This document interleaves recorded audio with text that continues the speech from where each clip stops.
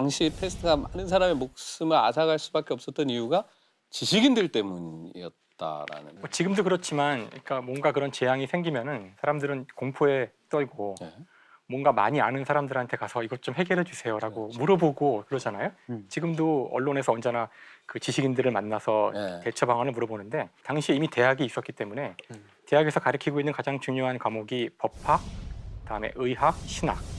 그러니까 이 사람들이 이 문제를 해결해 줘야 되는데, 법학은 아닌 것 같잖아요. 법학은 인간의 문제를 다루니까 그러니까 신학과 의학이 해결해야 되는데, 당시의 의학은 고대 그리스 시대 때 만들어졌던 그 지식을 다시 재발굴하던 르네상스 시대죠. 그러니까 그 고대 그리스 시대에는 세상을 사원소설이라고 해서 이해를 했었는데, 여기서 나온 그 네 가지 성격으로 구분을 해요. 뜨겁고 차갑고 건조하고 습하고. 그래서 이 네 가지 체액이 균형을 이룰 때가 건강한 거고, 이 균형이 깨지면 아픈 게 당시의 그 병을 이해하는 방식이었어요. 물론 틀린 거죠. 현대 의학으로 보면 틀린 거죠. 그러니까 이 사체액설에 근거해서 패스트라는 병을 보면은 이건 사람이 굉장히 열이 많이 나는 병이잖아요. 열이 많이 나면은 열이 나는 것을 없애야 돼요. 그러니까 열과 관련된 체액 중에 하나가 바로 혈액이에요. 그러니까 패스트 걸린 사람의 피를 뽑아야 되는 거죠. 어떡하니? 사혈요법. 사열이라고 하는 거고, 또 한 가지는 폴리노라는 사람이 책을 한 권 쓰는데, 이게 1347년 패스트의 방지 대책이라는 책을 써요. 그러니까 정말 중요한 시기에 정말 어떻게 보면은 가장 적합한 책이 나온 건데, 이 책에 따르면 이것은 공기가 하늘로 올라가서 나쁜 기운을 받아서 떨어진 뭐 그런 거라고 해석을 하게 돼요. 그러니까 이렇게 우리가 위기를 잘못 진단하게 되면은 이제 엉터리 같은 답들이 나오게 되죠. 더 나아가서 이제 신학 쪽이란 건 이제 신부님들인데, 그 더 안타까운 일이 벌어지죠. 아까도 몇 번 얘기했지만 이제 모여서 기도를 한다거나, 그다음에 이 잘못은 우리가 신을 분노케 했기 때문에 신의 분노를 자아낸 그런 일을 한 사람들을 벌을 줘야 되는 거예요.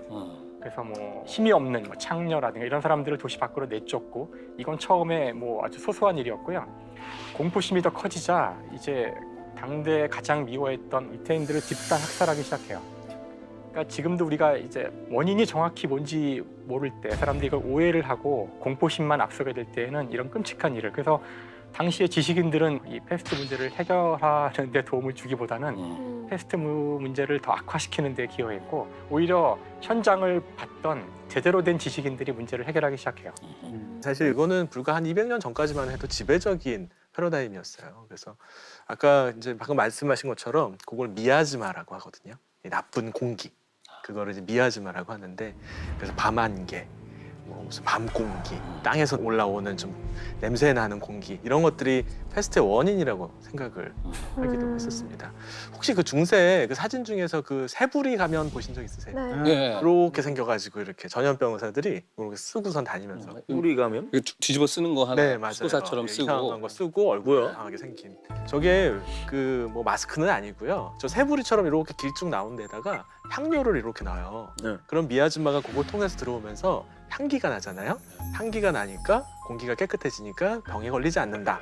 라는 식의 믿음을 가지고 있었던 너무 믿기지가 않는다. 그러니까 이 사람은 이제 닥터 이제 슈나벨이라고 불렀는데, 이제 뭐 우리는 저거를 뭐 역병 의사, 흑사병 의사라고 부르거든요. 그래서 안타까운 일은 저 사람이 다니면서 한 일은 피를 뽑는 거예요.